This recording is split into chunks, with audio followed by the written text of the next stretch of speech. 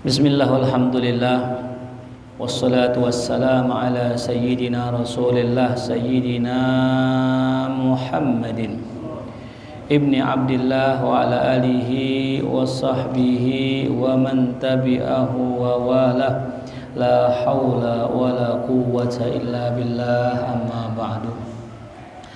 Hadratul mukarramun, segenap para alim ulama asatidah, para guru, dan juga yang sama-sama saya hormati Ketua DKM Masjid Jami' Riyadh Al-Mukarram Ustadz Haji Nurdin mata'anallah bituli hayatih, dan juga seluruh para habaib, para hadirin Bapak Ibu, hadirin sekalian yang berbahagia.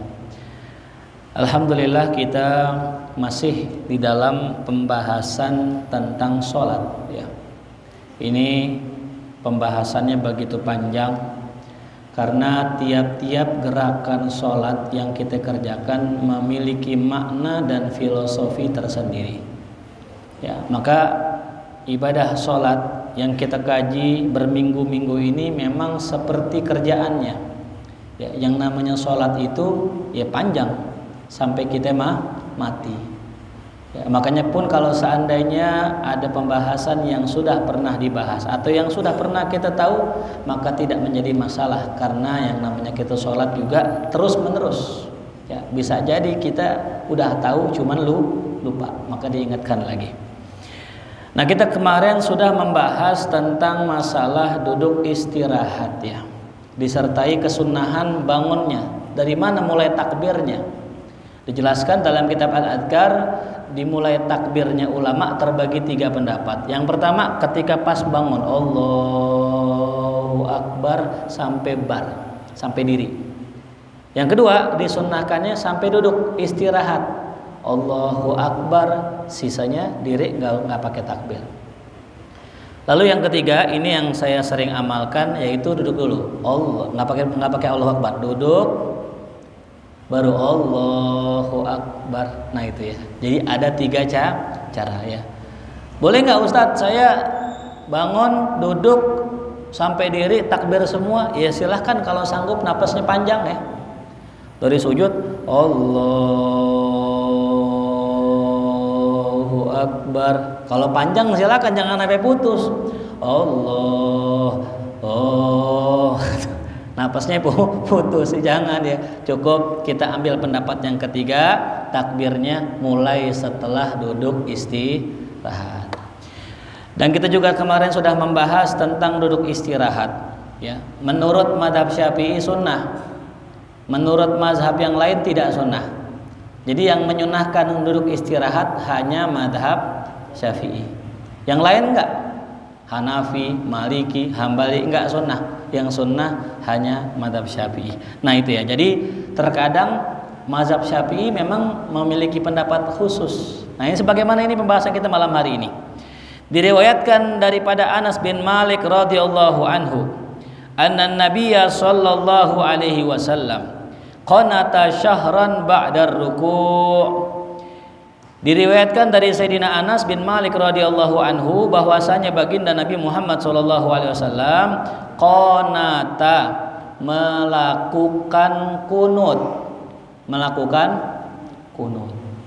Ya, sebelum kita membahas kunut, saya pengen terangkan dulu apa arti kunut ya.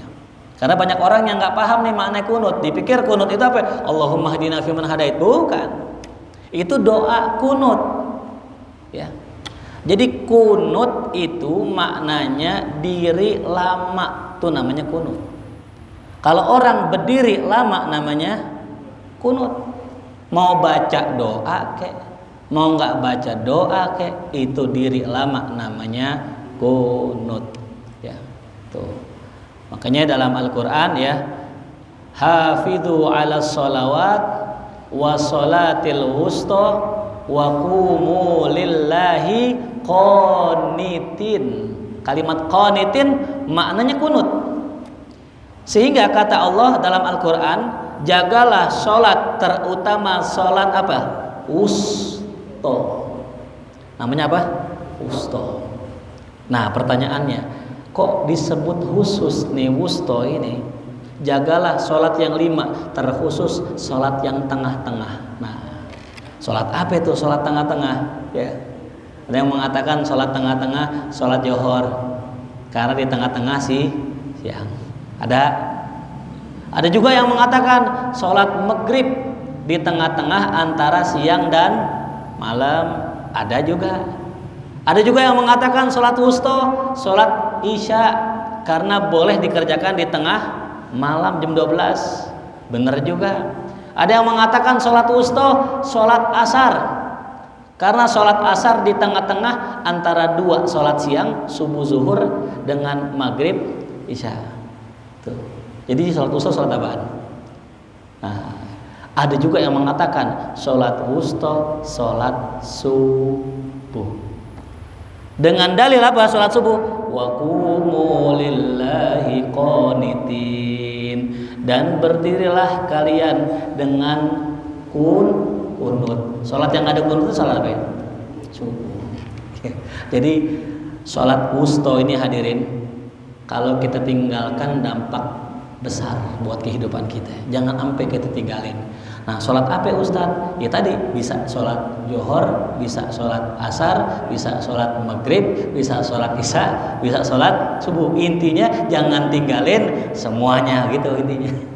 Ntar mentang-mentang yang penting sholat wusta dah yang penting. Ya ntar nggak sholat Johor lagi. Ya, jelas hadirin ya. Tapi ada yang unik hadirin. Ini kalau kita bicara sejarah. Dalam kitab Nihayatuz Zain karangan Syekh Nawawi Al-Bantani, ini saya ajak mikir dulu ya. Kata Syekh Nawawi, sholat yang pertama kali diperintahkan kepada Nabi Adam, sholat apa hadirin? Subuh. Jadi awal mula sholat yang diperintahkan Allah kepada Nabi Adam, manusia pertama, sholat apa? Subuh.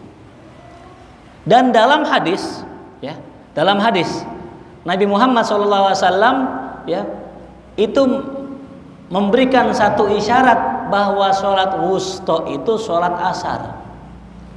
Sholat wusta sholat apa? Asar. Ya, jadi kalau kita kasih rentan jarak, zaman Nabi Adam itu sholatnya sholat subuh. Zaman Nabi Muhammad sholatnya sholat apa? Asar. Kalau istilah orang mati, ya, adalah ketika terbenam matahari, itu isyaratnya. Kalau bahasa kata orang mari ini udah mau maghrib nih ya. Iya benar gak? Berarti kalau maghrib orang udah apa tuh? Inna lillahi wa inna ilaihi rajiun. Begitupun dunia ini hadirin. Nabi Adam disuruh sholat apa tadi? Subuh. Nabi Muhammad yang menjadi sholat wusta, sholat asar. Kalau udah asar tinggal nunggu apa hadirin? Maghrib. Berarti maghrib pertanda hari kiamat. Berarti jarak antara Nabi Muhammad diutus dengan kiamat itu kayak sholat asar ame sholat maghrib. Tuh. Jelas paham ya? Ini dunia begitu hadir. Dikit lagi udah tinggal nungguin maghrib. Ya.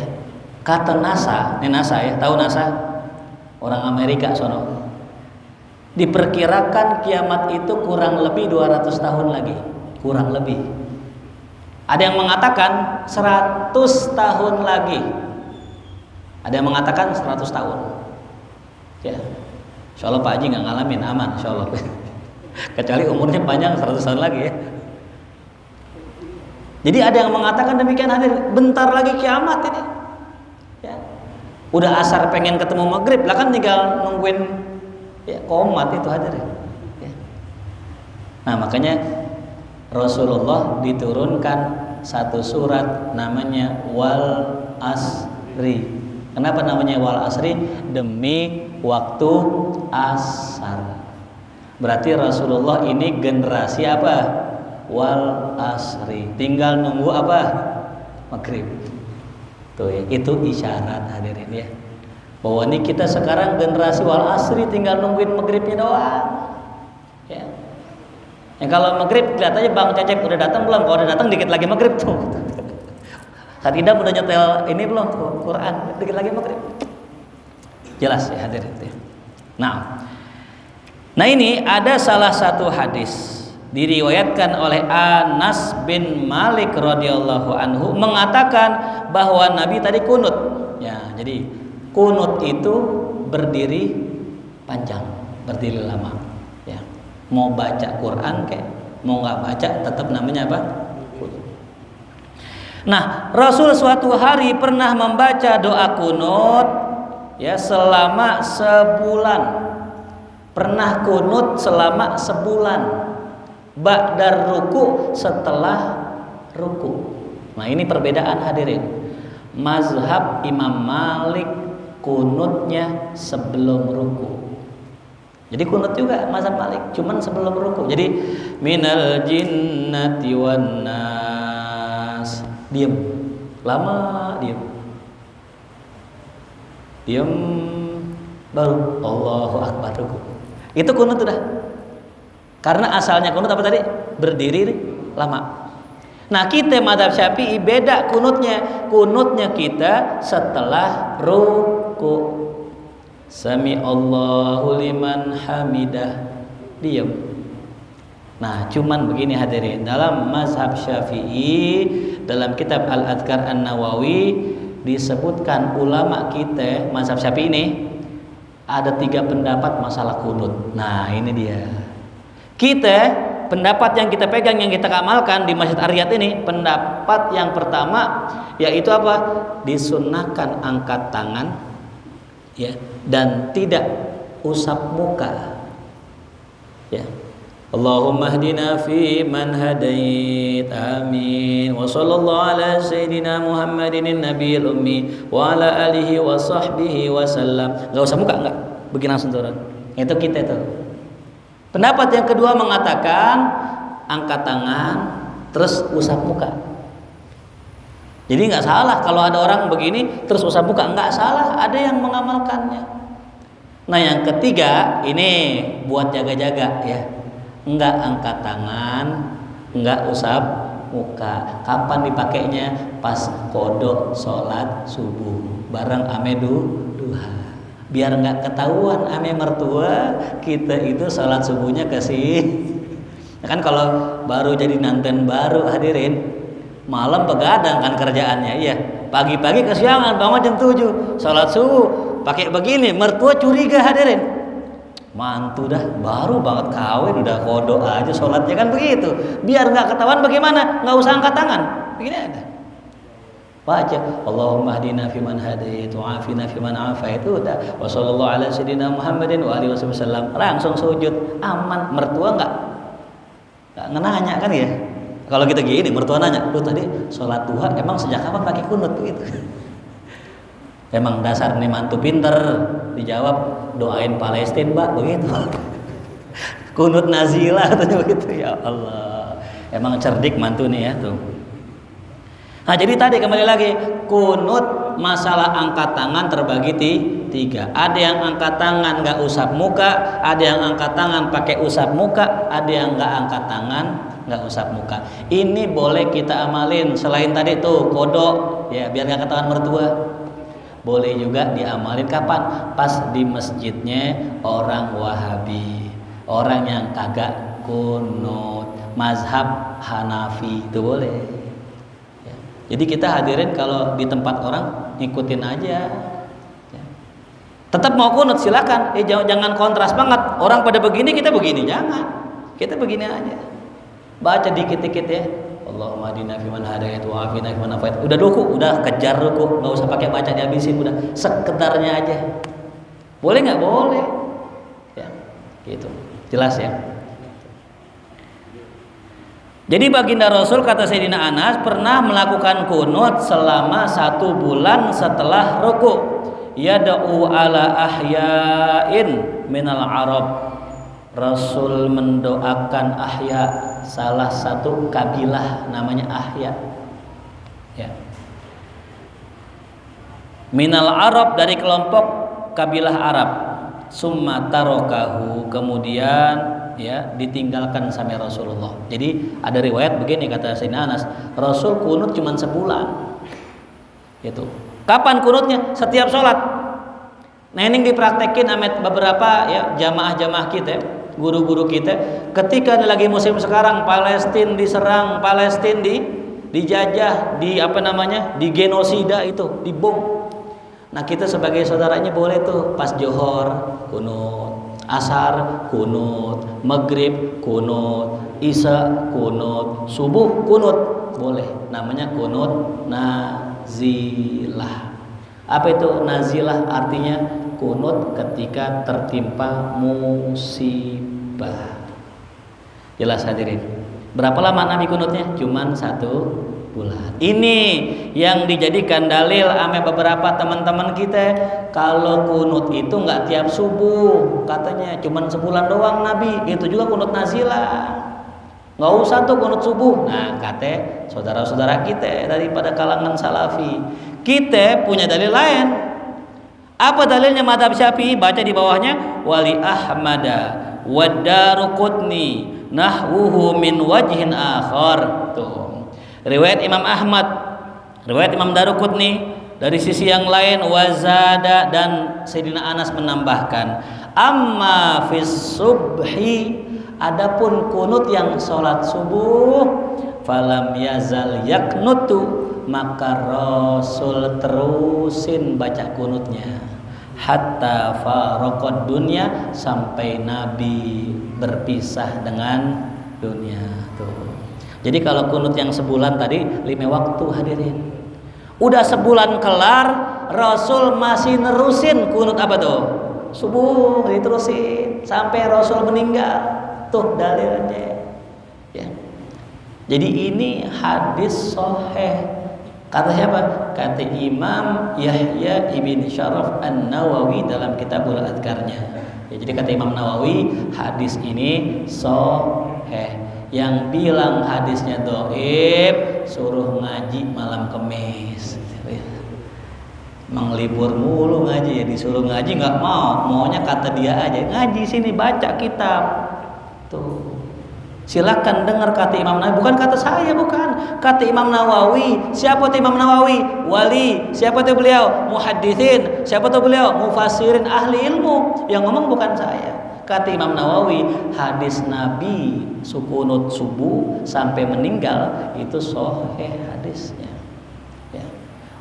Ustaz, bagaimana kalau mereka tetap kekeh, mereka nggak kunut subuh? Silahkan. Masing-masing orang punya pendapat. Beda pendapat wajar, apalagi beda pendapatan. Beda ya, masa khotib sama muazin sama, beda lah ya. Wajar gak? Apalagi beda pendapat, wajar ya. Benar. Lah masa khotib naik ke atas, resikonya kan nyungsep di bawah ya. Ya, mana khotib ngantuk kan gitu ya. Oke, mohon maaf kemarin saya nggak datang khotib karena kurang sehat ya. Saya takut ngeri, lagi tinggi banget mimbar soal gitu. Nah ini dikatakan ya, ajma'al muslimuna, ulama sepakat ya. Yang disebut muslimun berarti ulamanya, namanya majas mursal. Namanya majas apa? Mursal. Ulama sepakat ala wurudi hadisil kunut, akan keberadaan hadis kunut. Summattafaku, kemudian mereka bersepakat tuh, wa ajma'u, dan mereka itu kompak ala anna dhuhra wal asra wal maghriba wal isya'a la yaknut fiha. Zuhur, asar, maghrib, isya kagak kunut, sepakat ulama, kecuali linazilah. Ya, kecuali nazilah, kunut nazilah tuh. Fa baqiyal khilaf fi subuh, tapi yang khilaf kunut subuh. Jadi ulama sepakat kalau johor nggak ada kunut, kecuali kunut apa tadi? Nazilah, kecuali subuh. Ulama terbagi 2. Nah, wa bihadzal hadis, dan dengan hadis inilah akhadha Syafi'i, Imam Syafi'i mengambil pendapat ala sunniyatil kunuti fi subhi, atas kesunnahan ya kunut di waktu subuh. Li'anna Nabi SAW lam yazal yaknut fi subhi, karena Nabi tidak pernah meninggalkan bacaan kunut ketika subuh hatta faraqad dunya, sampai Rasul wafat tuh ya. Jadi jelas ya, kunut subuh apa? Sunnah. Bukan wajib, bukan ya, sunnah. Kata ulama fikih ya, sunnah itu terbagi 2. Sunnah ab'ad, ame sunnah hayat. Kalau ab'ad sunnah yang kalau ditinggalkan disunahkan sujud sahwi. Nah, termasuk kunut. Makanya kalau ada orang nggak kunut nggak apa-apa, jangan ditanbih, biarin ntar dia itu di akhir sebelum salam doa sujud sahwi. Bahkan pengarang kitab ini Syekh Muhajirin Amsar Al-Bekasi mengatakan waqad akhadtul musalsal, aku telah mengambil hadis musalsal bi kunuti subhi, tentang kunut subuh min syaikhina, dari guru kami yang bernama Alamiddin Muhammad Yasin Al-Fadani. Nah, jadi pengarang kitab ini nih orang Bekasi. Ini kan yang ngarang orang Bekasi nih ya. 4 jilid nih, hadirin tebel ya. Yang ngarang orang mana? Bekasi ya tuh. Ini pengarangnya punya guru namanya Syekh Yasin Al-Fadani. Ajib nih, Masya Allah ya. Kalau mungkin belum kenal silahkan searching di Google, ada tuh Syekh Muhammad Yasin Al-Fadani. Al-Fadani orang Padang ya, Al-Fadani orang Padang. Kalau Al-Bekasi orang mana? Bekasi. Al-Condeti yang gak enak orang Kalibata ya. Al-Kalibatai, jujur-jujurnya jelek banget ya. Kalau yang terkenal Al-Banjari, Al-Jawi tuh ya. Banyak. Nah, ini beliau ngambil musalsal, artinya apa? Ada riwayatnya sampai Imam Syafi'i. Ya, tapi saya pernah dengar hadirin. Ada cerita. Ada kan masalah kunut subuh. Ini bener-bener jadi ciri khas mazhab Syafi'i. Kalau ada orang ngaku mazhab Syafi'i nggak kunut, dipertanyakan ke Syafi'ihiannya. Ini orang Syafi'i bukan, masa nggak kunut? Tapi ada seorang ulama, ya mazhab Syafi'i nggak kunut hadirin. Kan aneh ya. Sama kayak orang ngaji sama Habib tapi nggak maulid gitu ya. Walaupun nggak wajib, tapi ya masa sih ente belajar sama Habib tapi nggak maulid, kan aneh. Ini sama mazhab Hanafi Syafi'i tapi kagak kunut. Ditanya sama ulama-ulama tuh ya, tentang ini orang kenapa kok nggak kunut itu. Sampai ada salah seorang ya, ini orang orang yang tadi nggak kunut ya, dia bermimpi dengan Imam Syafi'i itu ya. Orang yang kunut bermimpi Imam Syafi'i. Ditanya dalam mimpinya sama Imam Syafi'i, ya fulan, kenapa ente ngikut mazhab anda tapi nggak kunut? Dijelasin begini Imam Syafi'i, saya punya dalil begini. Oh, Imam Syafi'i takjub dengan kecerdasannya orang. Akhirnya Imam Syafi'i kasih izin buat orang itu walaupun ikut mazhab Syafi'i boleh kagak kunut. Artinya apa pelajarannya? Orang yang bermadzhab Syafi'i juga ada yang tidak baca doa kunut selama dia punya ilmunya. Tuh, ya. Kalau kita kan kagak punya. Ya, guru kita kunut, guru yang ini kunut, guru yang ini kunut. Udah ikut aja kunut, udah nggak pakai bikin-bikin yang lain. Kecuali memang kita pinter banget. Ya, silakan mau bikin beda, silakan tuh. Nah ini ya. Nah jadi tadi ada perbedaan ya, dari 4 mazhab terbagi 2 mazhab. Yang pertama mazhab Syafi'i dengan Maliki, dua-duanya kunut. 2 mazhab yang kedua mazhab Hanafi dengan Hambali nggak kunut. Kita nggak bahas yang Hambali sampai Hanafi, kita bahas yang Syafi'i dengan Maliki dulu. Kalau mazhab Syafi'i kunut nggak? Kunut. Kapan kunutnya? Setelah ruku, pas tidak rokaat terakhir. Kalau mazhab Maliki enggak, dia kunutnya sebelum ruku. Jadi bedanya di situ. Dan tadi saya katakan kunutnya mazhab Maliki cuman kunut, nggak pakai doa. Kunutnya cuman apa? Kunut, berarti dirinya lah lama. Kalau kita mazhab Syafi'i kunut plus doa kunut. Tuh, ya. Nah, adapun mazhab Ahmad dengan mazhab Imam Abu Hanifah, wala yusannul kunut fi subuh wala ghairuha. Tidak disunnahkan doa kunut atau kunut pada subuh dan selainnya tuh. Kecuali witir. Nah, kalau witir sepakat hadir itu. Witir yang sholat apa itu? Tarawih. Ya, kan ada witir tuh. Kan disunahkan apa tuh? Kunut, itu sepakat. Ya. Jelas ya? Nah ya, jadi tadi kembali lagi ada hadis yang mengatakan bahwasanya Nabi tidak pernah meninggalkan kunut subuh. Nah, tapi ada hadis lain nih di sini. Wa anhu, juga dari Sayyidina Anas mengatakan anna Nabi sallallahu alaihi wasallam kana la yaqnutu illa idza da'a liqaumin. Nabi tidaklah kunut kecuali Nabi ingin mendoakan satu kaum. Nah, ini dalil nih yang nabrak dalil yang sebelumnya tadi. Bahwasanya apa dalil yang kedua ini? Menunjukkan bahwa Nabi tidak kunut kecuali kunut nazilah, ya, kecuali kunut nazilah. Bahkan ada hadis lainnya yang mengatakan dalam riwayat Sa'ad bin Tariq al-Asja'i radhiyallahu anhu. Sa'ad bin Tariq namanya, nggak begitu kenal gitu ya. Kalau Anas kenal nggak Anas? Masyhur, Anas bin Malik. Sa'ad bin Tariq pernah bertanya sama bapaknya. Qultu li abi, aku tanya sama bapakku, ya abati, wahai ayahku tercinta. Ya, ngomongnya pakai abati. Jadi kalau manggil bapak tuh ade abi, ade abati. Kalau abi panggilan biasa saja, wahai ayahku. Kalau lebih intim lagi namanya apa? Abati.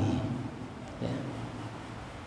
Ada lagi yang intim juga, abuya, abuya. Jadi kalau kita manggil teman akhi biasa, teman dekat akhuya, akhui. Kalau manggil bapak abi, bapak dekat abui. Tuh ya. Jadi kalau ada orang panggil abuya, abuya itu dari situ. Cuman kalau di Padang, abuya itu bukan hanya panggilan bapak, tapi panggilan yang disematkan buat guru. Di Padang. Jadi kalau di Padang ada panggilan buya, nah berarti guru bes. Kalau kita kayak kiai dah. Di Jakarta nggak ada panggilan buya, nggak ada panggilan kiai, nggak ada. Di Jakarta panggilan guru muallim, udah, ame guru udah selesai. Ya. Makanya kalau orang asli Jakarta dipanggilnya kalau nggak muallim, guru. Kiai Jawa, kiai kan begitu ya. Nggak ada tuh orang Jakarta dipanggil kiai. Kecuali kapan dipanggil kiai? Setelah kiai-kiai Jawa main ke Jakarta. Ada Kiai Idam Khalid dipanggilnya kiai itu. Ya. Oh, dulu nggak ada, semua guru. Guru Mansur Jembatan 5. Ada guru Marzuki Cipinang Muara. Tuh, ya. Ada guru Khalid Gondang dia. Tuh, ya. Guru Rahmat, ada guru Rahmat belum kali ya? Nanti dah ada. Ya. Guru banyak, guru-guru atau muallim. Ya terkenal muallim Syafi'i Azami. Ada muallim di tempat namanya muallim Yunus. Itu guru-guru kita dah tuh. Ya. Nah, kiai nggak ada kiai hadirin. Ya. Kiai itu Jawa. Nah sekarang bagaimana? Ada orang Jakarta dipanggil kiai? Ya silahkan aja tuh ya. Kalau di Jakarta mah panggilan apaan aja jadi. Ya ustadz kayak boleh ya. Tuh. Padahal ustadz hadirin di Mesir profesor doktor. Ajib tuh ya. Makanya ketika orang Mesir ke Indonesia kaget, di sini profesor semua ya, ustadz, ini profesor semua hadirin. Ya. Tapi tetap beliau itu manggil kita ustadz juga tetap itu. Walaupun menurut mereka di sana itu profesor ya nggak apa-apa itu ya. Ini panggilan ya abadi, wahai bapakku tercinta. Innaka qad shallaita khalfa Rasulillah wa Abi Bakrin wa Umar wa Utsman wa Ali afakanu yaqnutuna fil fajri. Nah ini nih ada anak kritis banget nanya sama bapaknya, Pak, antum kan pernah sholat bareng Nabi, pernah sholat di belakang Abu Bakar, pernah sholat di belakang Umar, Utsman, Ali. Saya mau tanya nih Pak nih, pernah nggak kamu lihat ini Rasul sahabat-sahabatnya kunut ketika subuh? Ya, nanya deh, apa kata jawaban bapaknya? Ai bunayya, nah, wahai anakku tercinta, bunayya. Ya, muhdatsun itu perbuatan yang bid'ah katanya tuh. Allah, ini yang dipakai sama saudara kita yang kagak kunut subuh. Ini dalilnya. Ya. Ini sahabat kan pernah sholat ame Nabi, pernah sholat ame sahabat. Ditanya sama anaknya, Pak pernah nggak Rasul kunut subuh? Kata bapaknya, nggak pernah. Itu bid'ah. Tuh ya. Jelas ya? Ada gak hadisnya? Ada. Maka nggak usah ribut. Ini hadis ya diriwayatkan oleh imam yang 5 ya. Artinya ini hadis cukup kuat makomnya nih hadis, derajatnya hasanun sahih. Ada yang bilang ini hadis hasan, ada lagi yang bilang ini hadis sahih. Tuh.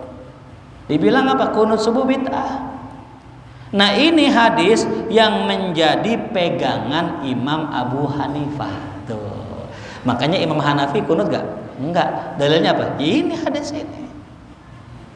Tuh. Ada. Nah, kita ketengahin nih. Kita kan mazhab Syafi'i ya. Tuh. Ini hadis lewat siapa tadi? Sa'ad bin Thoriq. Ya, Sa'ad bin Thoriq. Kenal gak Sa'ad bin Thoriq? Kayaknya nggak kenal kita ya. Yang tadi hadis siapa tuh? Anas bin Malik. Kenal Anas bin Malik? Kenal. Anas bin Malik ini khodimnya Nabi, kemana-mana ame Nabi. Sa'ad bin Thoriq sahabat Nabi, belum tentu kemana-mana sama. Yang lebih tahu Nabi siapa? Anas apa Sa'ad? Anas. Ya. Ini bisa jadi Sa'ad bin Thoriq ya. Itu ngikut sholat Nabi pas Nabi lagi belum baca doa kunut ya. Kan begitu. Ada orang ngikutin ustadznya masih muda, belum tua udah ninggalin gurunya. Ada lagi orang ngikutin ustadz pas udah tua. Beda nggak? Beda. Jangan disamain ustadz yang masih muda sama yang udah tua. Dulu Buya Hamka masih muda, kan lulusan Saudi beliau tuh. Oh, keras masalah bid'ah, dikit-dikit bid'ah, dikit-dikit bid'ah, dikit-dikit bid'ah. Buya Hamka, kenal Buya Hamka Muhammadiyah. Pas udah tua, beliau ikut thariqat. Beliau karang buku namanya Tasawuf Modern. Beliau baiat, beliau ke sono, beliau ke sini, ikut maulid, hadirin. Ditanya, Buya, kok dulu antum keras banget? Ngapa sekarang antum lentur banget? Apa jawaban Buya? Dulu bacaan buku saya dikit, sekarang bacaan saya banyak. Tuh sama kayak Rasulullah. Jadi ada orang yang ngikutin Rasul masih mudanya, ada orang yang ngikutin sampai akhir hayatnya. Maka wajar kalau ada sahabat tidak tahu bahwa Nabi pernah kunut subuh. Jelas? Wajar gak nih sahabat nggak tahu? Wajar. Anas bin Malik emang di rumahnya Nabi tinggalnya. Wajar gak tahu Rasul sholat apa baca kunut subuh? Wajar. Begitu cara kita baca hadis hadirin. Ya. Jadi nggak saklek. Terus gimana Ustaz? Ya udah. Ntar kalau kita kaji hadisnya lagi nih lebih dalam lagi sebenarnya ya. Tuh. Karena dalam mazhab Hanafi ya.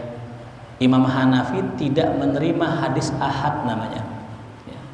Hadis yang diriwayatkan oleh orang yang sedikit nggak terima. Kenapa? Di Baghdad terjadi banyak pemalsuan hadis. Jadi banyak hadis-hadis palsu yang tersebar. Makanya beliau nggak gampang terima hadis. Kalau Imam Syafi'i enggak, beliau terima semua hadis dengan syarat sahih, walaupun itu hadis ahad. Ya. Nah itu jadi kembali lagi ya. Ini ya pembahasan bahwasanya kunut subuh itu bid'ah muhdas, itu riwayat Sa'ad bin Thoriq tuh ya. Nah inilah yang menjadi pegangan mazhab Hanafi itu. Kalau kita nggak pegang hadis ini itu ya, kita takwil maknanya, kita takwil. Kemudian apa bacaannya? An Hasan bin Ali radhiyallahu anhu, diriwayatkan dari Hasan bin Ali. Siapa Hasan bin Ali? Cucunya Rasulullah. Ada yang pernah bilang gini, Ustaz, apa boleh anak kecil masuk masjid? Ya. Anak kecil jalan-jalan masuk masjid boleh? Boleh. Nih, Hasan bin Ali ya radhiyallahu anhu, dari kecil udah mana tuh? Mainnya di mana? Masjid tuh ya. Nah ini Hasan bin Ali radhiyallahu anhu berkata, "Allamani Rasulullah sallallahu alaihi wasallam kalimatin." Suatu hari baginda Rasul pernah mengajarkan saya beberapa doa. Aku luhunna fi kunutil witri, yang aku baca itu doa pada kunut salat witir. witir. Ingat ya, kunut salat witir. Apa bacaannya? Allahumma hdini fiman hadait wa afini fiman afait wa tawallani fiman tawallait wa barik li fima a'tait wa qini syarra ma qadait fa innaka taqdi wa la yuqda alaik innahu la yazillu man walait tabarakta rabbana wa ta'alait. Sampai situ titik. Nah, ini bacaan doa apa itu? Kunut subuh ya. Nah, dari sini kata ulama, kunut yang dibaca sholat witir dipindah di sholat subuh. Jadi yang kita baca sholat subuh itu asalnya kunut apa itu? Witir. Ya. Ini kita bicara asal aja ya. Asalnya dari witir. Asalnya dari witir. Bukan plek asli kunut subuh. Apa maknanya Allahumma hdini fiman hadait? Ya Allah, kuatkanlah aku di dalam jalan hidayah. Tuh, udah dalam jalan hidayah, kuatin ya Allah. Ya. Atau maknanya zidni, tambahkan aku hidayah fiman hadait, ya, ke dalam kelompok orang yang telah Engkau beri hidayah. Wa'afini fiman afait, dan sehatkan aku fiman afait, ya, ke dalam kelompok orang-orang yang Engkau beri kesehatan. Wa tawallani, dan ya bimbinglah aku, pimpinlah aku, uruslah urusanku fiman tawallait, kepada orang-orang yang Engkau urus. Ya, ini cakep banget hadirin ya. Wa tawallani fiman tawallait. Kita nih hadirin sering ngurus urusan kita sendiri, padahal belum tentu beres. Serahkan urusan kita sampai Allah. Ya. Maka ada doa nih yang sering saya ulang-ulang. Wala takilni ila nafsi tarfata ain. Bareng-bareng. Wala takilni ila nafsi tarfata ain. Jangan ya Allah, ya, Engkau sandarkan saya kepada diri saya sendiri sekejap mata pun. Ya. Saya mau tanya, kita kalau pengen sesuatu minta sama Allah apa usaha sendiri? Kebanyakan orang usaha sendiri, nggak pakai minta sama Allah. Mentang-mentang punya duit beli, mentang-mentang punya duit beli, dia nggak serahin sama Allah. Padahal belum tentu baik kalau yang dia beli tanpa minta sama Allah. Nah, jadi wala takilni ila nafsi, ya Allah, jangan Kau jadikan aku bersandar dengan diriku tarfata ain, sekejap mata. Nih dalam maknanya. Wa barik li fima atait, dan berkahilah aku pada apa yang Kau telah berikan padaku. Berkahi umur, berkahi harta, berkahi waktu, berkahi anak, berkahi semuanya. Apalagi tuh? Wa kini syarra ma qadait. Ingat, nggak pakai birahmatika, nggak pakai apa? Birahmatika. Itu yang benar hadirin. Kalau pengen ikutin Nabi, wakini syarra ma qadait, nggak pakai apa? Birahmatika. Kan kita ibadah ngikutin Nabi, ya. Sah nggak Ustaz kalau ditambahin birahmatika? Ya sah, cuman kurang up. Jadi kalau kita baca wa barik lana fi ma tait wa qina syarra ma qadait, ya, enggak usah ditambahin birahmatika tuh ya. Apa artinya? Wa qini, jagalah aku syarra ma qadait, atas ketetapan yang telah Engkau tetapkan. Jadi gini hadirin, takdir Allah enggak pernah meleset. Takdir Allah, setiap takdir Allah nggak pernah meleset. Apapun yang menimpa kita, itulah takdir Allah. Cuman yang kita minta, ya Allah, katakan takdir itu nggak meleset, kuatkan saya ya Allah, lindungi iman saya. Karena nggak sedikit orang yang kena musibah tercabut keimanannya, nauzubillah. Ngomongin susah, semua orang pernah susah, tapi ada nggak orang susah yang nyolong? Ada. Karena kepepet Lagi susah nyolong, lindungi ya Allah jangan sampai nyolong. Yarin susah nggak apa-apa dah, tapi jangan pakai nyolong. Banyak gak orang susah terus kemudian pinjol? Banyak. Bangke, minjem di bangke, banyak. Ya Allah, saya ridho susah, asal jangan minjem ke online ya Allah, riba itu. Ya, nauzubillah. Itu maknanya wakina syarra ma qadain. Kalaupun kita mesti kecelakaan, jangan sampai kita kecelakaan dengan sakit yang kita tinggalin sholat. Tuh ya. Fa innaka taqdi wa la yuqda. Nah, di sini nih kata ulama hada sanaun. Ini pujian bukan doa. Maka enggak perlu diaminin. La yu'amman. Ya. Wa qina syarra ma qadait fa innaka taqdi wa la yuqda 'alaik. Enggak perlu amin, enggak perlu. Ini pujian bukan doa. Ya, tuh. Ini dibaca innama yakrauhu kullun minal imam wal ma'mumina jami'an. Ini dibaca bareng-bareng imamnya dan makmumnya. Ya, fa innaka taqdi wa la yuqda 'alaik dibaca imam sama makmum bareng-bareng. Makanya karena baca bareng-bareng, mulai di situ diem, nggak keras bacanya masing-masing. Tuh, ya. Sungguh engkaulah yang menetapkan dan tidak ada yang bisa menetapkan selain engkau. Wa innahu la yuzillu man walait. Ya, dan sesungguhnya la yazillu man walait, tidak akan bisa lengser orang yang kau tetapkan jadi pemimpin, nggak bisa lengser. Ya. Makanya kalau ada orang berkuasa, menjabat, jadi pejabat, nggak lengser-lengser, emang Allah yang pengen tuh. Nggak bisa kita ngelengserin kalau Allah udah netepin tuh. Ya. Kemudian wala ya'izzu man adait, nggak bakal bisa jadi mulia orang yang kau musuhi, nggak bakal bisa jadi mulia. Nauzubillah. Gimana kita mau mulia sedangkan kita dimusuhi sampai Allah? Tabarak Rabbana, maha tinggi engkau, maha suci engkau, wa ta'alait, maha tinggi itu. Falakal hamdu alama astaghfiruka. Nah, di sini nih. Pas wa sallallahu ala sayyidina Muhammadin nabiyil ummi wa ala alihi wa sahbihi wasallam, bukan wasallim. Wa sallallahu ala sayyidina Muhammadin ujungnya wasallam. Kalau wasolli wasallim, ya.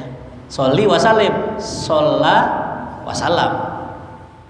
Nah, kebanyakan kita pas lagi baca sholawat ini diem, padahal sholawat adalah doa.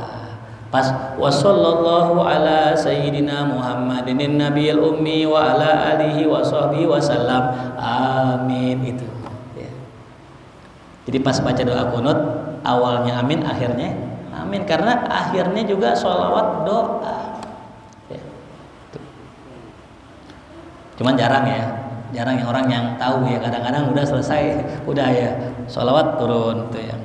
Nah pas sholawat ya kan begini ya, kenapa pas baca tadi fa innaka taqdi nggak dikeraskan? Karena bukan doa. Kenapa baca sholawat dikeraskan? Karena doa perlu diapain? Diaminin gitu. Ya. Jelas ya? Coba saya baca, antum aminin ya. Bismillahirrahmanirrahim. Allahumma hdina fiman hadait, wa afina fiman afait, wa tawallana fiman tawallait, wa barik lana fima atait, wa qina syarra ma qadait. Baca bareng. Fa innaka taqdi wa la yuqda 'alaik, fa innahu la yazillu man walait wa la ya'izzu man 'alait. Tabarakta rabbana wa ta'ala, falakal hamdu 'ala ma qad astaghfiruka. Wa sallallahu ala sayyidina Muhammadin nabiyil ummi wa ala alihi wa sahbihi wa sallam. Nah, gitu. Amin itu ya. Kemudian Imam Baihaqi meriwayatkan an Ibni Abbas, dari Ibnu Abbas. Qala, ia mengatakan, kana Rasulullah sallallahu alaihi wasallam yu'allimuna du'aan nad'u bihi fil qunut min salati subhi. Nah, ini. Dalam hadis Imam Baihaqi dari Ibnu Abbas, dia mengatakan dulu Rasulullah pernah ngajarin kita satu doa yang kita itu baca pada kunut sholat subuh. Nah, jadi pernah diajarin nih itu, ya. Jadi Sayyidina siapa? Sayyidina Abdullah bin Abbas pernah diajarin bacaan doa sholat subuh, kunut sholat subuh. Nah, ini jadi dalil. Cuman kata Imam Ibnu Hajar fi sanadihi du'fun, dalam sanadnya ada kedoifan. Sehingga tadi itu ya, kita pakai aja hadis yang sahih, hadis tentang kunut sholat witir. Jadi kunut yang subuh kita baca tadi itu sebenarnya asalnya sholat witir. Boleh gak dibaca? Boleh, nggak masalah tuh ya. Nah inilah ya sekilas tentang pembahasan doa kunut. Baik itu ya. Kalau ada yang mau nanya, fadhol silakan ya. Ntar satu hadis lagi tentang ya sujud. Wa an Abi Hurairah radhiyallahu anhu qala, diriwayatkan dari Abi Hurairah, ia mengatakan qala Rasulullah sallallahu alaihi wasallam, idza sajada ahadukum fala yabruk kama yabrukul ba'ir wal yadha baina yadayhi qabla rukbatayhi. Ya. Dikatakan di sini apabila salah seorang sujud, maka janganlah dia itu yabruk, ya, menderum sebagaimana menderumnya onta. Wal yadha yadayhi, hendaknya diletakkan kedua tangannya sebelum kedua dengkulnya. Nah, jadi ini dalil hadirin. Kalau kita sholat jangan kayak onta. Jadi contohnya kita sholat pas pengen sujud, duh gitu ya, duh. Apalagi sholatnya di lantai 2 dari triplek, duh berjamaah gitu, goyang gitu. Jangan begitu, tapi taruh tangan dulu. Nah, tuh halus gak suaranya? Kalau tangan dulu halus gak? Halus tuh, ya. Jangan kayak apa tuh? Kayak onta, ya. Nah, hadis yang kedua, nah ada lagi hadisnya. Ra'aitun Nabi sallallahu alaihi wasallam, sahabat pernah lihat Nabi. Idza sajad, kalau sujud, wa do'a rukbataihi qabla yadaihi. Rasul justru malah sholatnya apa tuh? Dengkul dulu baru tangan. Kan bertentangan ya. Tadi kata Nabi apa? Jangan seperti apa? Onta. Dengkul dulu baru tangan. Tapi Nabi sendiri dengkul dulu. Nah, ini gimana bedainnya? Hadis yang barusan Abu Hurairah itu perkataan apa perbuatan? Perkataan. Hadis ya riwayat Hujrah ibn Wa'il ya. Apa? Hadis Wa'il bin Hajar. Hadis Wa'il itu perbuatan. Mana lebih kuat, perkataan atau perbuatan? Perkataan Nabi ya. Nah, sehingga ya sebagian ulama kita ya tadi dengkul tangan dulu baru dengkul. Nah, ini yang menjadi polemik hadirin ya, bahwasanya orang tuh kadang ribut masalah begini, padahal nggak ada yang ribut. Mau tangan dulu boleh, mau dengkul dulu boleh, yang nggak boleh muka duluan, nyungkep aja. Tangan dulu silakan, dengkul dulu nggak apa-apa. Ya, kan enak gitu ya. Jangan ribut masalah dengkul ame tangan. Nah, tapi ada yang mengetengahkan ya. Rasul ya, kalau masih muda-mudaan, masih kuat, dengkul dulu turunnya. Ya, pas udah agak berumur, tangan tuh ya. Ini dalil buat kita. Yang mana aja boleh, yang penting sholat. Udah ribut begini-gini kagak sholat. Nauzubillah min zalik tuh ya. Tapi di sini ada sih beberapa kajian, cuman saya nggak mungkin jelaskan di sini ya karena momentumnya kajian umum ya, tentang masalah kekuatan hadisnya. Nah, di sini Ibnu Hajar Asqalani mengatakan wahwa aqwa min hadis Wa'il ibn Hajar. Hadis Abu Hurairah yang masalah tangan dulu baru dengkul lebih kuat daripada yang dengkul dulu baru tangan. Tapi mazhab kita, mazhab Syafi'i, mengatakan lebih kuat dengkul dulu baru tangan. Saya pribadi kondisional aja ya, kondisional. Kalau emang enaknya dengkul dulu, ngikutin Imam Syafi'i. Kalau emang tangan dulu, ya tangan dulu gitu. Ya yang mana aja dah, yang penting sujudnya bukan pakai muka ya. Kemudian dari Ibnu Umar anna Rasulullah sallallahu alaihi wasallam kana idza qa'ada li tasyahhud, Rasulullah kalau duduk tasyahud wada'a yadahul yusra ala rukbatihil yusra, ditaruh tangan kiri di atas dengkul kiri, wal yumna alal yumna, tangan kanan di atas dengkul kanan. Aqada salasatan wa khamsin, dia bentuk tangannya itu 30 ya 53. Jadi kalau Rasul kalau tahiyat begini itu hadirin. Dibentuk tangannya 53. Nah, ini pemahaman 53 ini ulama beda pendapat. Ya, ada yang mengatakan 53 begini. Ini kan 5. Bentuk apa nih? Bulat ya 5. Tuh ya. 3 jadinya 3. Ada yang bilang begini, itu 3-nya ini 3.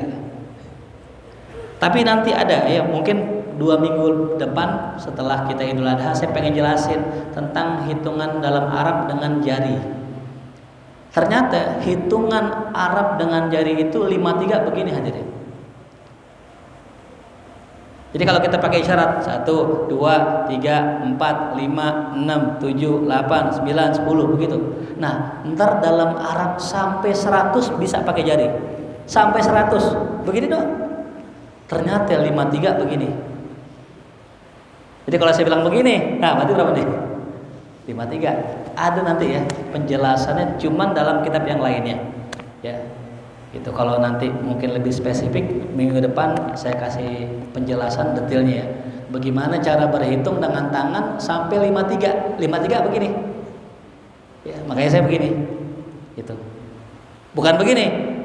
Kalau begini kira-kira ini 5, ini 3 gitu. Ya.